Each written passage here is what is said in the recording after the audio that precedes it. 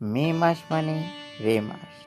জানেন, সত্যজিৎ রায় মোট 4টি টাইপফেস আবিষ্কার করেছিলেন। সেগুলি হল রে রোমান, বিজার, ডাফনিস এবং হলিডে স্ক্রিপ্ট। এখনও কিন্তু সমানভাবে গুরুত্বপূর্ণ এই টাইপফেসগুলি।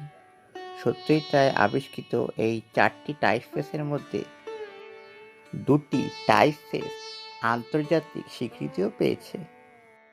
সেই 2টি টাইপফেস হল রে রোমান আর বিজার।